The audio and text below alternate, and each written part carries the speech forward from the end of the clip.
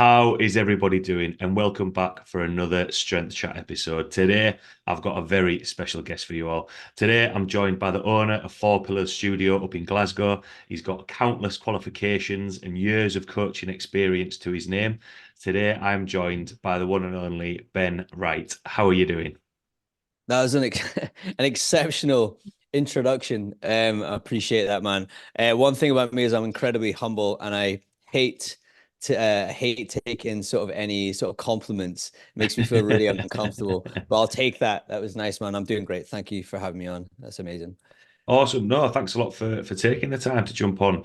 How are you? What's been happening in your world recently?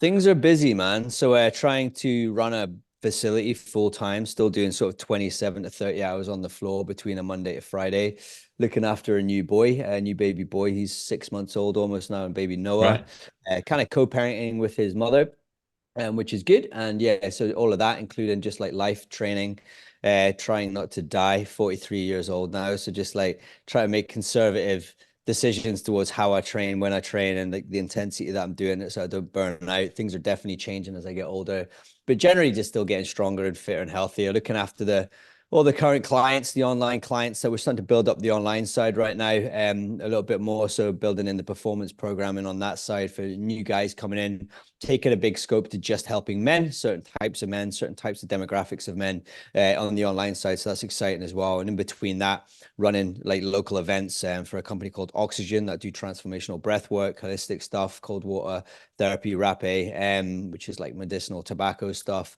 And then starting to reintroduce my own workshops over the next 2 months as well that I was doing back in 2022 to 2023, helping coaches in here understanding like fundamentals of biomechanics, first principles of assessment, and program design for the big three essentially. So quite busy right now, dude. A lot to keep you busy. Mm. How are you balancing that? Obviously, mentioned having a little one. How are you balancing all of that? Well, when you look at like running a business and all the systems that are involved in that as well, man, I'm sure you understand. It's like, can I be available on social media every day? Am I speaking to the right demographics? Have I got time to sit aside every day and do outreach, conversations, building new social media stuff, like making sure that I'm recording the right content, and then making sure that I'm looking at my even my finances and my taxes and all the other sort of intricacies that go into working with the business, looking after the current clients, their packages, their memberships, and all that. And it's pretty intense. Sometimes I maybe don't give myself the respect that I should give myself for being able to micromanage so many tasks at one time. But it just comes down to task efficiency. And I feel like if I've just got everything laid out on my diary, on my laptop essentially, and it's I sit down on a Sunday night, I do what I call my power week. I'll sit down, I'll write everything in the books, and everything just stays there. And I'll just go one task at a time, bish bash bosh, and just stay as present as possible with that specific task at that time. Because I can get multitask central. Like I'll be writing an email for something whilst texting a client, whilst doing a program design for another client, whilst then trying to do something over here, whilst trying to feed a baby. But it's like, nah, task specificity is massive. Just like training, just focus on the one Yeah. task that you're doing and you will get the most out of it. So really just kind of try to do that right now, not get too beat up with the intricacies of all these different processes, you know? Yeah, I wanted to ask that because I find it for myself, with a lot of other things, like yourself, trying to concentrate on. I always like to see if I'm, going too far wrong or what I can, learn off other people as well. But I think the key word that you've said there is, that efficiency, with everything. Because yeah, sometimes all of a sudden it's like, oh, I'll do this. No, no, wait, I need to do this first, and then do that because ultimately then you go into be able to do a better job of it rather than do, a bang average job of everything, trying to do everything at once. Um, I did a little bit of a brief introduction there, and you've kind of touched on, a lot of other things that you're involved with. But for everyone listening who might not know your background in coaching, in training, and to the point where you're at now, just want to give a little bit of a background to yourself. Yeah, man. So like I used to work in oil and gas for 15 years. Prior to that, I actually worked as a care worker for like autistic children. Fell into the oil and gas after I had my first son. I was about 15 years on the rigs, worked my way up through like roughneck, damping and all that kind of stuff, roused about deck foreman up to the cranes, ran the cranes, then became like a lead crane operator globally for Sparrows. working specifically with the deconstruction of like rigs, or breaking them down essentially when we were going through like that phase. And I just got a little bit tired, a little bit fed up, a little bit sick of it. I was always kind of into training, lifting, rock climbing, stuff like that. Broke my leg, rock climbing. I had a really bad injury, had to take time off work. My physio got me into weightlifting, fixed up a lot of the issues that were going on with my lower back from that. And then basically over the years, just transitioned from crane up to personal trainer. And it was just a question of like, well, what do I love doing? I love coaching people on the decks offshore. I love training. Ideally, then for me, looking at those two things, probably a good job for me would be a PT, which was wild to think like, you know, six-figure salary working offshore to then basically giving it all away to earn, I think, 15 grand in my first year when I did personal training.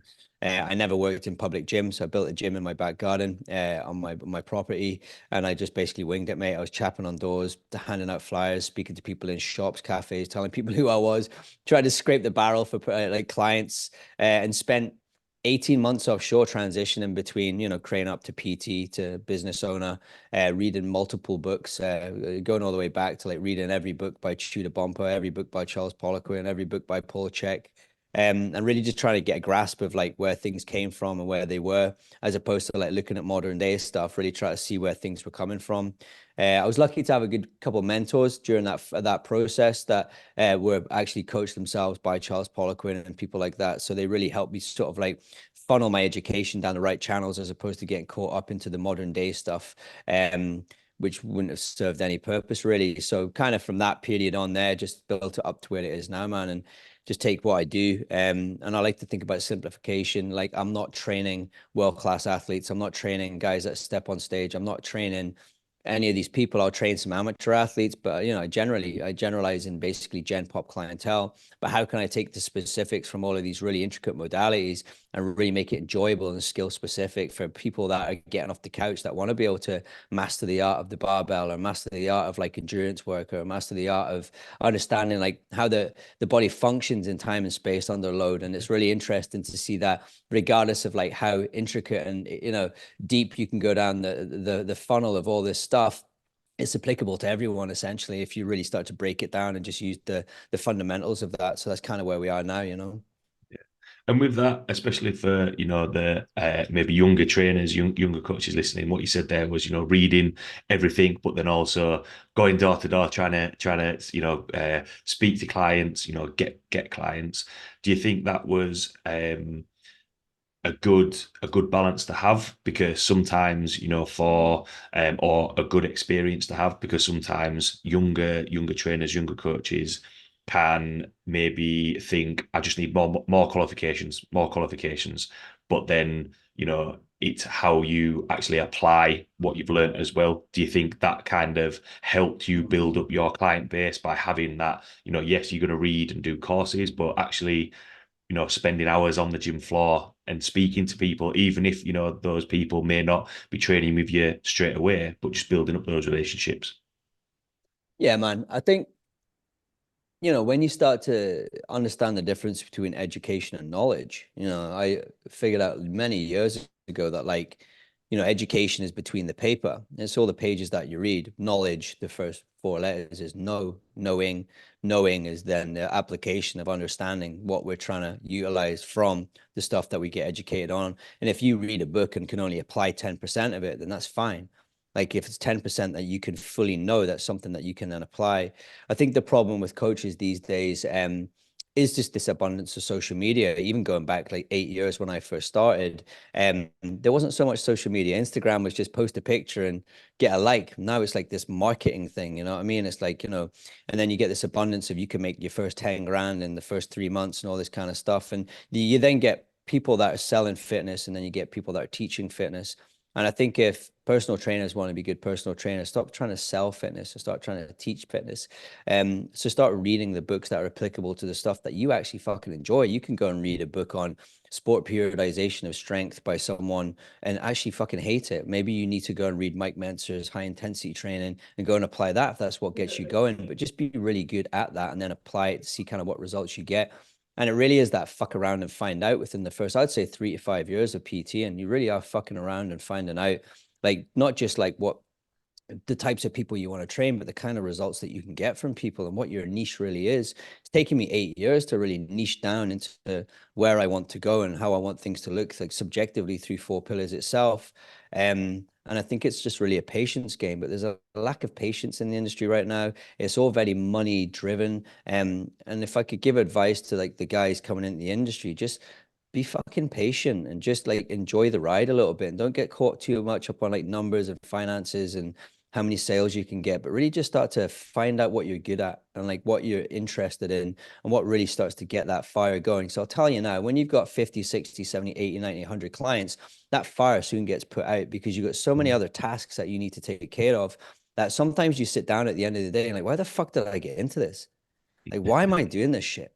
But then when you start to think to yourself, well, what was it that got me first into this field of work? It really starts to drive you again into understanding your purpose, your values, your beliefs, and what needs to put you, through the next sort of 12 months of your job with this high amount of a volume of traffic coming through. But if you don't have that at the start and you don't realize what your purpose, vision, and belief is around training and the people you want to help, you're going to struggle later on down the line because when you need to fall back on that, it doesn't exist. And that's when Yeah. you leave the industry because you lack that purpose, Absolutely, you spin that around to as a coach, as a trainer, speaking to a client. What's your why? Why do you want to achieve that goal? And what I'll always ask clients is, does that excite you? Is that when you say your goal, is it like, yeah, actually, do you know what? I want to be able to do this. Like, it's got to be an exciting thing. And I think sometimes when it comes to, I don't think a lot of coaches, a lot of trainers apply that to themselves, because like what you touched on there with Instagram, with social media, it's kind of this all consuming monster, if you like, because there's things there saying you need to do this, you need to do that. And we're when we touched on there about information, we're probably in the age of too much information. You can Google anything and you're going to get those answers straight away, whereas uh, something that is lacking, like what you said there, is that patience, not just in terms of building up your knowledge and experience as a coach, as a trainer, but also in terms of results. It's not just a flash in the pan of, right, you need to do this for 4 weeks and then that's it. It's got to be something a little bit long term. And with that, one of the things that one of your values is building trust with the people that you're working with. I just wanted to touch on that. Is why is that so important, and how can building trust and getting buy-in from the clients that you're working with impact other areas outside of the gym, not just in the gym, if that makes sense. Yeah, man. Well, I think like, if you firstly, like touching on a couple of things you said there, like I think 5 years, like any job that I'm 43 now and I've been through a whole bunch of different jobs in my life and I got very good at every single one of them. But one thing that came in common with every single job that I've had, like career, was 5 years. For me specifically, 5 years to really master that craft. I mean, what am I, 43 now? I've been doing this for 8 years. I've probably worked an average of 25 hours a week on the gym floor. Do the maths on that. That's a lot of hours training people, human beings face to face, whilst running an online company.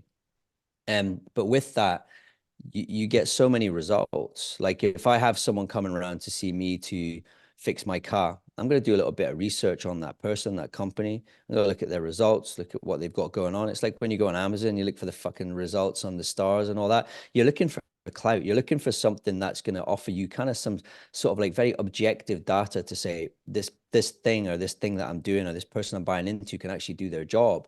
That's the first level of trust. And that first level of trust that you're going to get with your clientele comes through social media 99.9% of the time.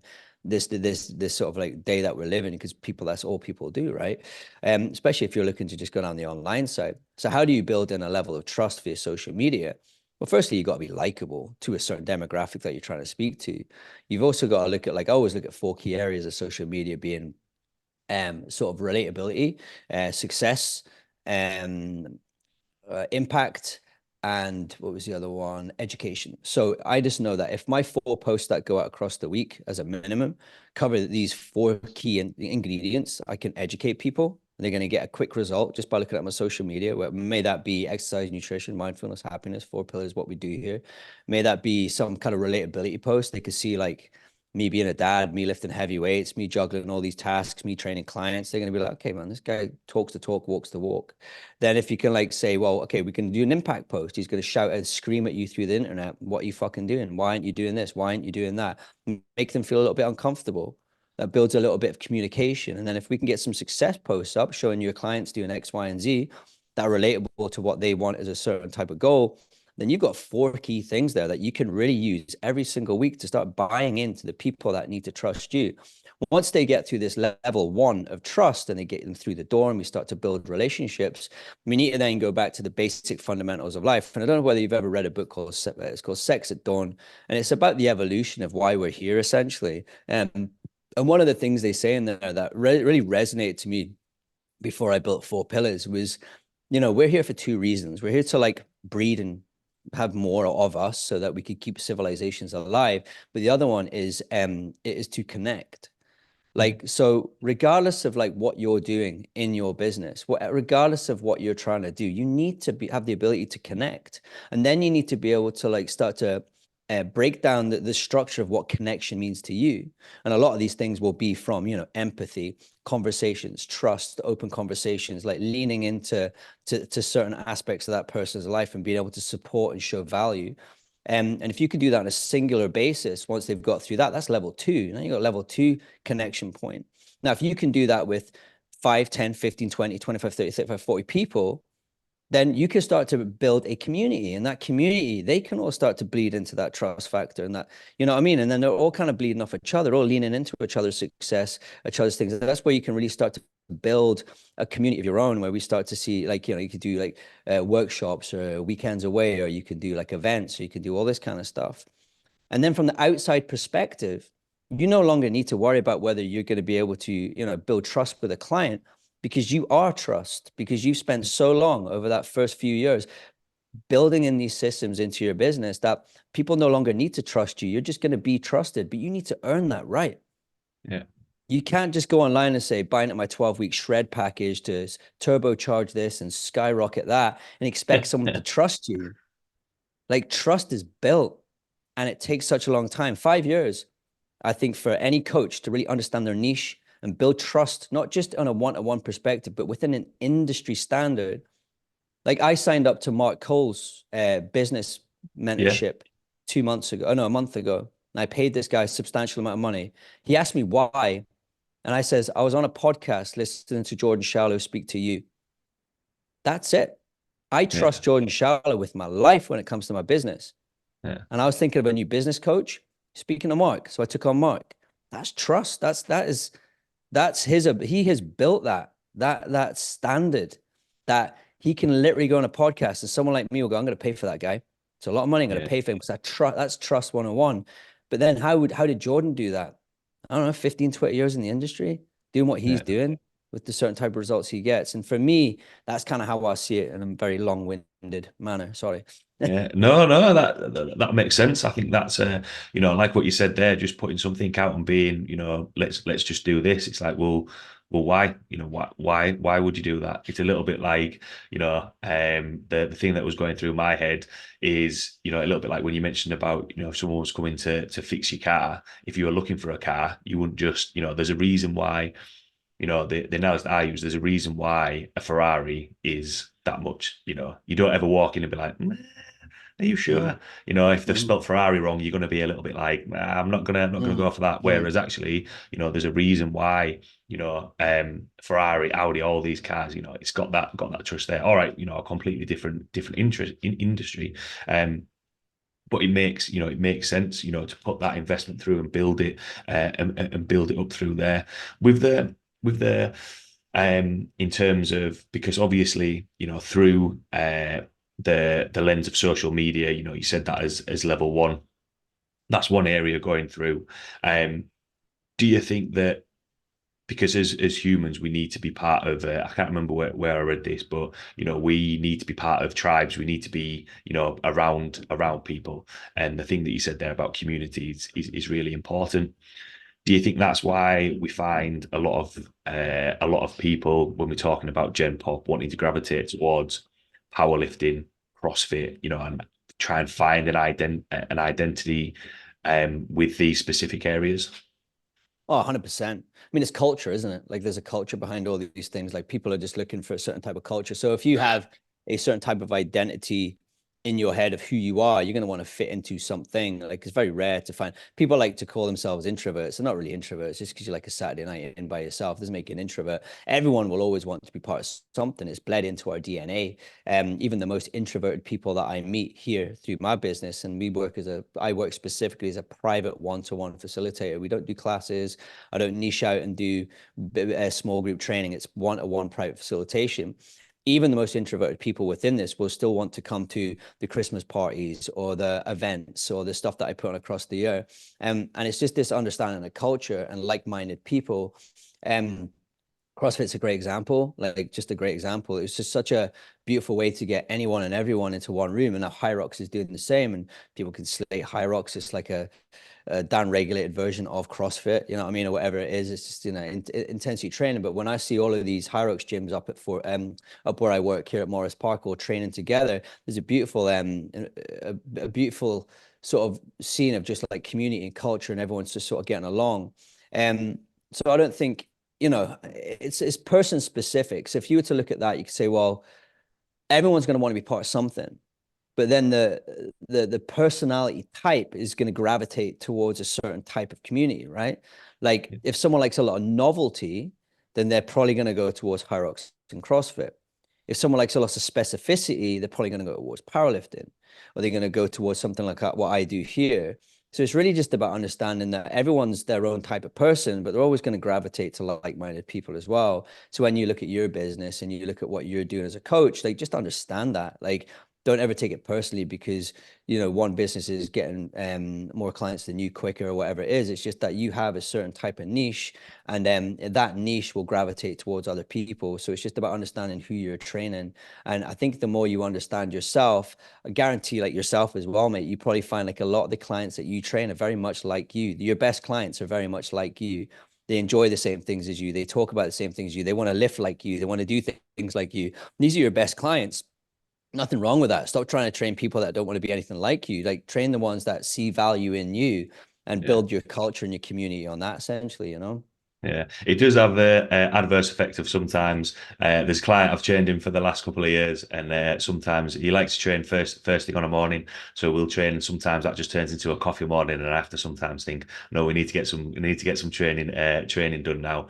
But that's part of what I think is a big factor is enjoying it, and ultimately that's where you're going to get the best out of the people that you're working with. When you're actually talking about results, and you mentioned the tier there of actually, like on social media, sharing examples of success, and the proof is in the pudding. What results are you actually having in terms of when we touched on knowledge, training, uh, exercises, programming, all that information is out there. You mentioned there you can have a look at loads of different systems and find out which one excites you. When we're talking about community, building trust, building relationships with clients, do you think that's what's going to help see results with the training things a lot alongside, rather than potentially people thinking just do this program, this is going to get you results, and that's it. Yeah, definitely. I think I mean there could be multiple factors why a client doesn't get results. Like I have a lot of clients, and I've been training a client for 3.5 years, and he will never ever drop a pound of fat. Like it's just not what he's gonna do. Um, I've got a call coming. I'm just declining all that. Go away. And then there's some clients that will come on, they will get the best results ever, but they all stay on for a certain reason.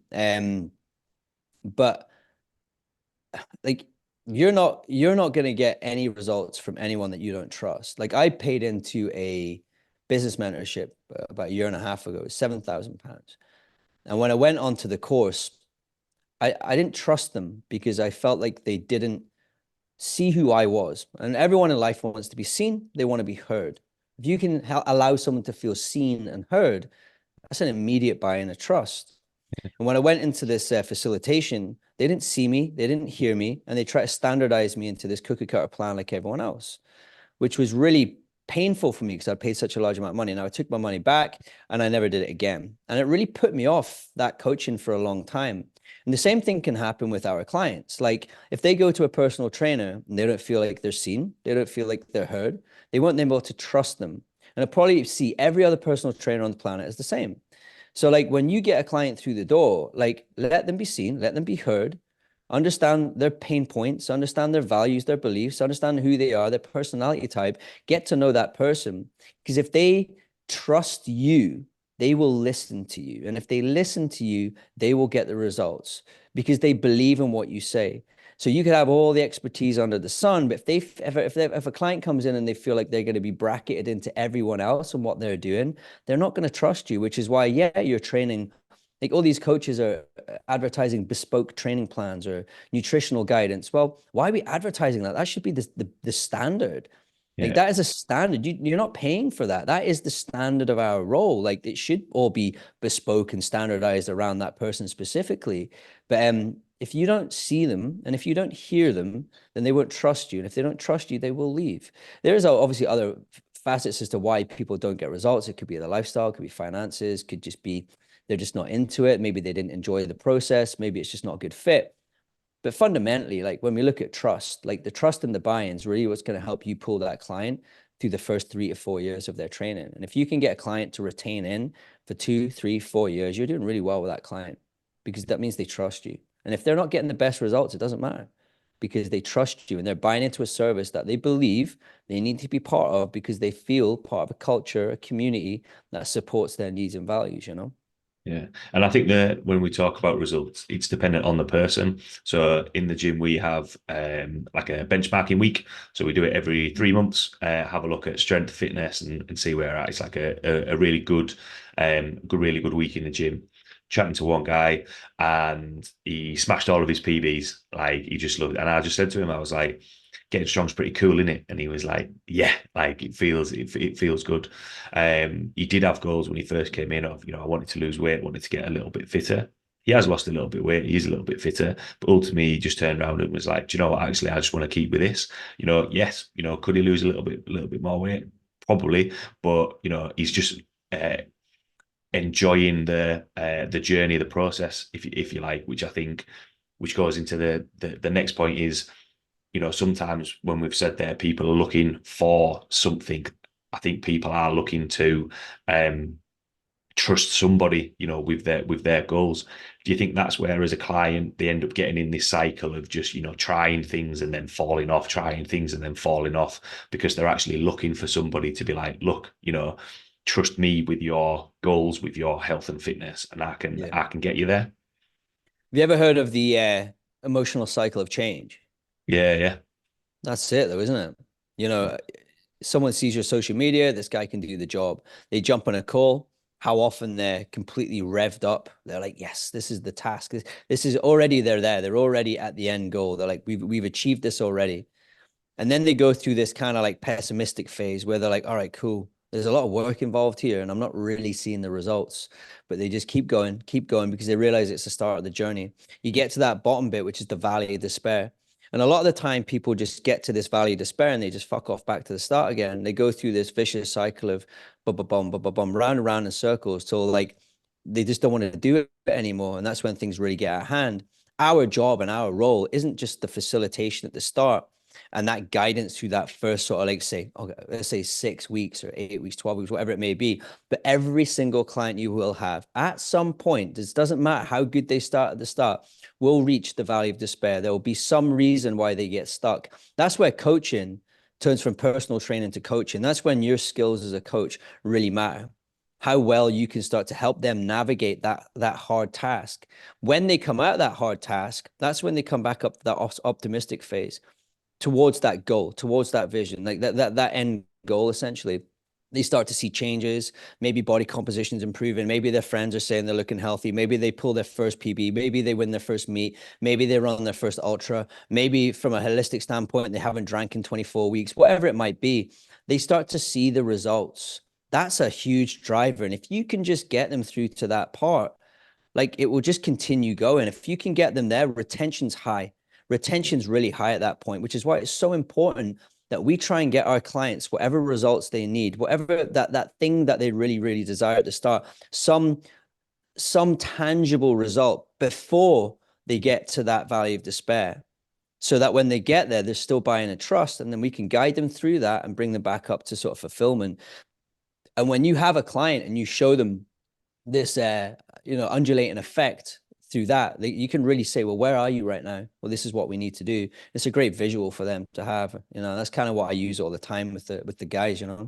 Yeah, and is that, would you say that's a natural cycle of, right? Okay, you are gonna feel those things, and in terms of your best approach, you said there about having something visual to sit down and be like, look, what is it that we're struggling with? Is that your approach? And how, when you have that trust, how do you make them think, look, this is the next steps that we need to do? What's kind of your process with that? Well, I think like, when you look at that undulating effect that we were just talking about there, it's like that applies for everything and everyone, even us as business owners. Like how many times you've gone through these plunges with business and then you kind of go through the fulfillment stage. But yeah, I'm kind of lost on that question. Just ask me that a little bit more Yeah. simplistic. So when we're at that point, so we've got a client and Yeah. we're down at the bottom, thinking, why am I doing this? I'm not seeing any results Okay. with your client. What's your approach, of what's the intervention that you put in place to think, right, this is how we go on the upward curve? I think it's always just about looking at the process. I think a lot of time when people get to that point, they've forgotten how far they've came. I think it's always about just taking them straight back to the start and just recalibrating those pain points. Like, what were those initial pains? Like, why did we sign up? What were those initial pains? What happens if we leave? Yeah. Do we keep going forward or do we go back to where we were? Now you got to ask yourself the question, is it worth staying to make sure that we can navigate this, or do we go back to the start? Which one's more painful? And it's going back to the start and making sure that we're looking at that. And again, like celebrating small wins. I think a lot of the time, a lot of our clients can just get a little bit lost with the journey so far.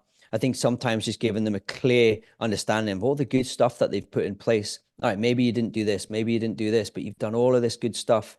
You've done all of these little things. So that means we're progressing. It doesn't mean we're progressing at the rate that you would like, but it does mean that we're moving forward.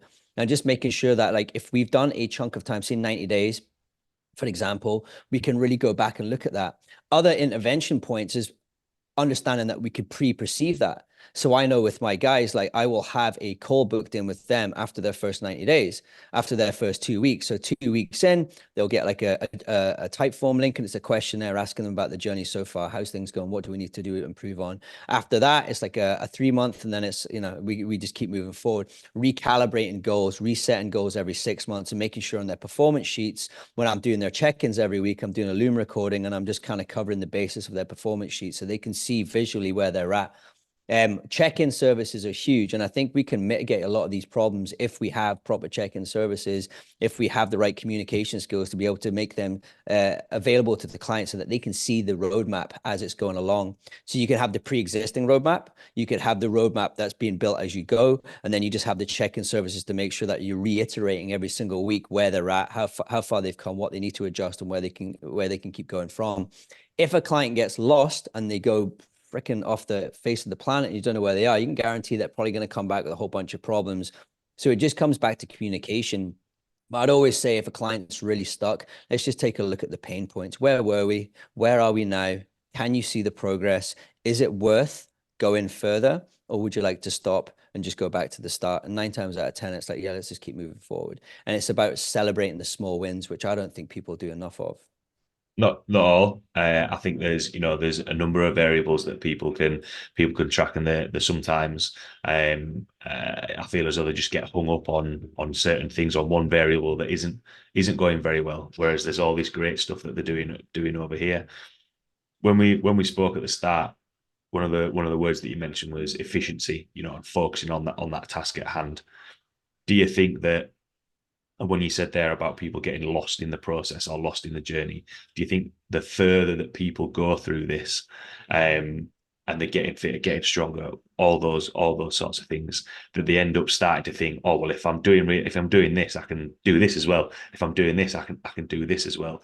And that's where they end up getting a little bit lost because um, they want to then try they feel as though they can do everything, as opposed to still just thinking, right, we need to just keep this pace, as it is, because we're still moving forward, as opposed to trying to put a foot on our gas, put the foot on the gas and think, well, I can just blitz through this.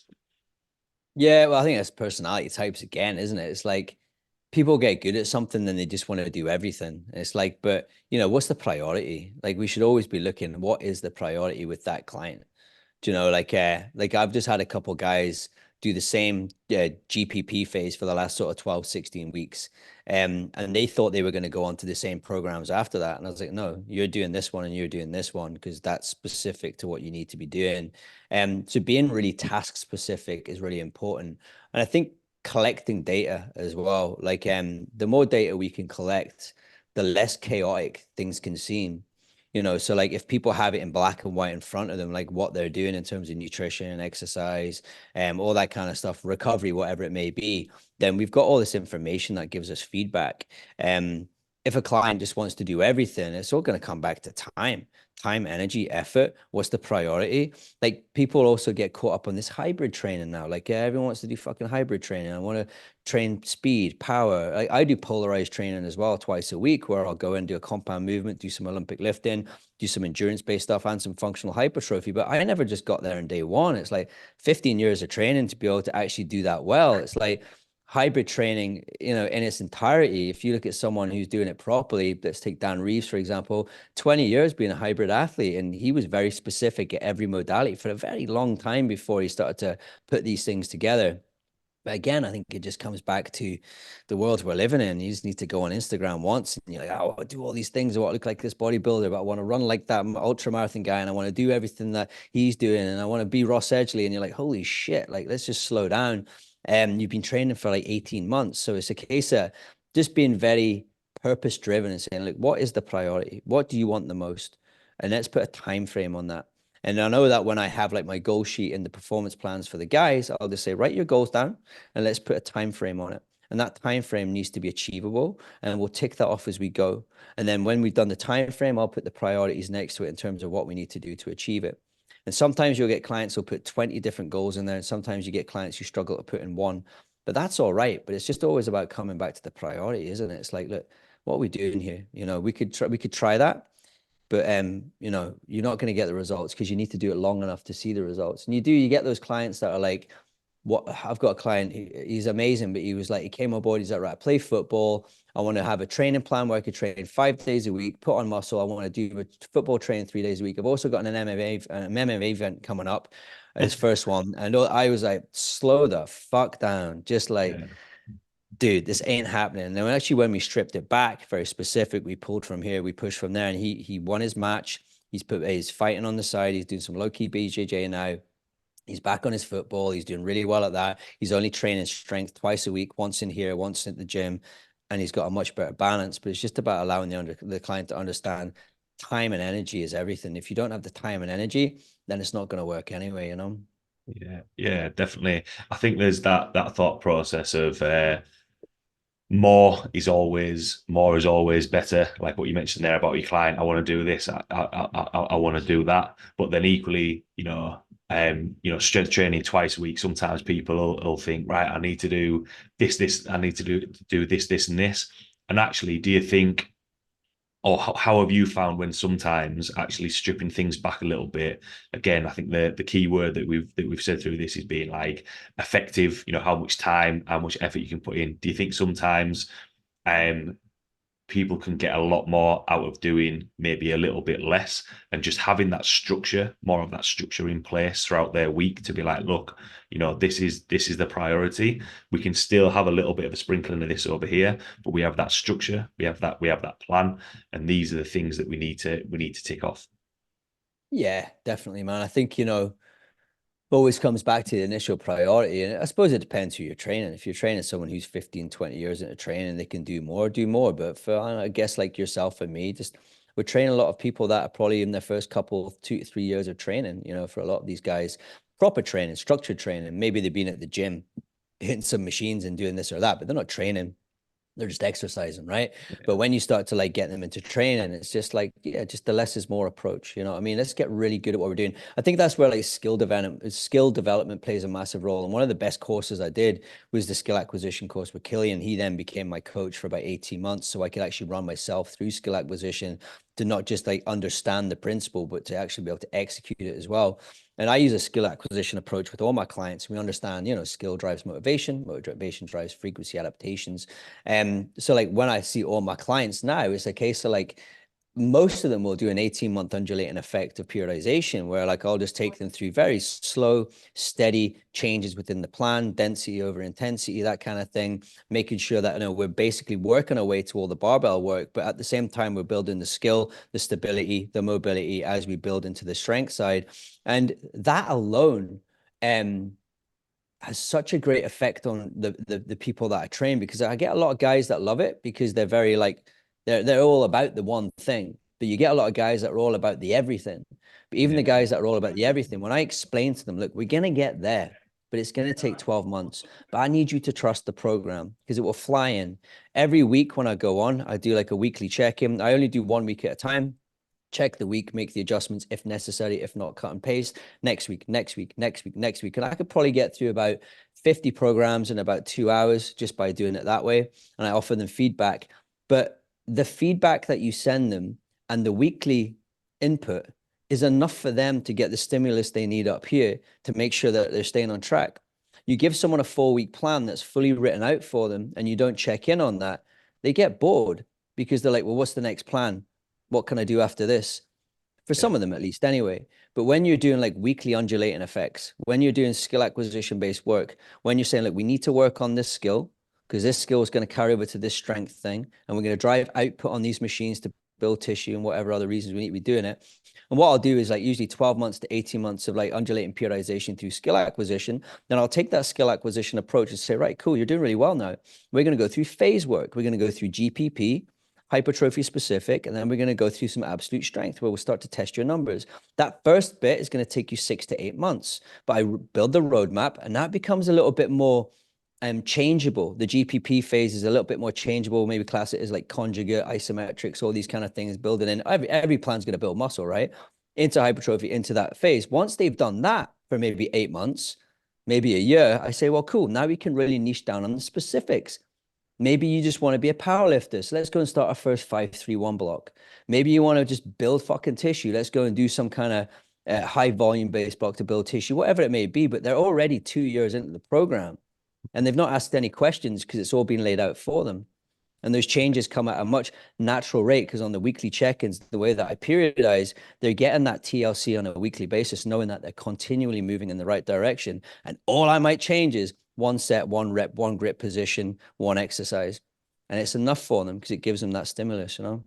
Yeah, and it keeps them focused on that task as well. Because what I liked what you said there was, right, there you go, is this 4-week block, and it's like with anything, everyone's always looking for the for that next thing. Whereas actually, you stay engaged in terms of what you want to do. Ultimately, everyone gets involved in training because they enjoy it, and they're wanting to do it. You keep that enjoyment, keep that, like what you said, that stimulus on that exercise, on that program, and then before you know it, it's a little bit like, all right, okay, cool. So I've been training for a year, and this is where we're building it from there. Is that where you think that sometimes people or trainers or coaches rely too much just on the programming side of things rather than keeping those clients, those people engaged? Yeah, I think a lot of let's say personal trainers as well, man. Yeah, I think coaching is a different setup. I think you need to earn your coaching stripes these days. But as a yeah, PT, I think you get those that are just all in on the program design, but too much that they get like almost like paralysis by analysis. And then you get those that just want to do cookie cutter plans so that they can get more volume of people through to make more money. You know, it may or may not work essentially. But the way I've always looked at it is like, how complex shit can I learn? How many, like you say, like earlier when you introduced me, that I've got a good list of qualifications, and I do, but they're not on my social media. I need to Yeah. talk about it because the way it's like, cool, I learned all this stuff and I peaked. And I got to the point where I was like, oh my God, like, what do I do with all this information? But then you bring it down again, you make it applicable. And it's like, actually, a good personal trainer, a good coach can take all that information they've got and just dumb it down, Yeah. completely dumb it down for the client. And it may just turn into 5 simple exercises that you can then write down progressively. But I think a good personal trainer or a good coach should be able to sit down and you should be able to write out in a couple hours a 12-month block of density, periodization, and how that would look over 12 months on paper. It may need adjusted, but you should be able to do that and offer explanations and reasons as to why the changes came in, how the changes came in, and where that leads to at the very end. And if you can do that for like a squat, bench, deadlift, I think you're already on track and you'll save yourself a lifetime of troubles. But people, they want to learn something and apply it, want to learn something and apply it. And they basically just learn shit and they're just guinea pigging that stuff on their clients. None of my clients train like me. None of them are doing the stuff I do because that's me. They're doing the stuff they need to do, you know, and with such a huge variety of clients at Four Pillars of all different expertises. And we work a lot with remedial care as well. I'm very good at fixing knees, hips, shoulders, and stuff like that. It's like everyone has to have their own plan. So you'll never see like my clients doing the same shit as me online. I'll just be doing the me stuff. Yeah. I think that's, you know, I think that's the whole point. It's like, guys, if you want to train like me, you got to put the hours in. But I think a lot of personal trainers are like, you're just going to train like me from day one. It's like, fuck, you know, because they like it. They're like, oh, you're doing what I do. So I can, that means that the coach or the PT is then connecting with the client. Because I tell you, it's fucking boring when you're in here and you've just got your clients doing a cable external rotation, or they're like just learning how to do a split squat. You're like, this is fucking boring, but that's your job. Because Yeah. to them, it's not boring. To them, that's like you or I doing a fucking overhead squat. You know what I mean? It's like, Yeah. so we really need to accept that and just accept that. It doesn't matter how much you know about program design or how little you know. You need to know the first principles and you need to understand how that looks on paper over 12 months. And if you can draw that roadmap out for your client, you will retain that client when it comes to how they train. Yeah, nice. I think Mm. that from the topics that we've touched on there, I think that was a nice sort of like sum up there of, you know, look, this is what it boils down to. The last question that I like to ask, Ben. So from Yeah. everything that we've chatted about, whether it be from a trainer's point of view or whether it be someone who's going in the gym and he's training themselves, what would be your take home points or words of wisdom? Just honestly, as an old piece of shit, like just fucking enjoy yourself. Yeah, Like stop taking this shit so seriously. Like unless you're the top 1% for like what you're doing or you're competing, just have a bit of fun with it. Doesn't need, you know, have fun with the tracking and the recording. But I always say this, explore exercise. Find out what you like. If you're a PT, find out what your client enjoys. And if you've got to bend your strict routines a little bit to accommodate, fucking do it. And you should be smart enough to be able to still have a structure based on that flexibility. And I think if the people that are training just enjoy their training more, explore it, stop taking it so seriously, you're going to get better results. You know, drop the ego essentially and just, yeah, just explore what you want to do. Because at some point you'll be old as shit and you're not going to care so much because you're just going to be happy you can get up every morning and swing a barbell about, you know what I mean? yeah, absolutely. I think that's uh, I think that's a really good words of wisdom to finish on. I think, you know, we've spoken a lot about there about um structure, about, you know, gaining knowledge and, you know, building trust in. And yes, don't be wrong, you know, there's times where, you know, things may have to be, you know, have, you know, hard conversations, but ultimately, you know, if you're going to enjoy it, it's going to stick to it a little bit more because, you know, yes, we've spoken about from clients' points of view of, you know, why am I doing this? I'm just gonna start all over again, look for something else. From a trainer's point of view as well, you know, sometimes the things that we've spoken about as trainers, they forget what they need to do and why they're doing it, and then all of a sudden, you know, you find out why, and to me as a job, you know, there's nothing better. That's why I enjoy taking, you know, people to competitions, getting them involved in, you know, for myself, for powerlifting, strongman competitions, you Yeah. know, and that's exciting. Yeah. Thanks a lot, Ben, for taking the time to jump on.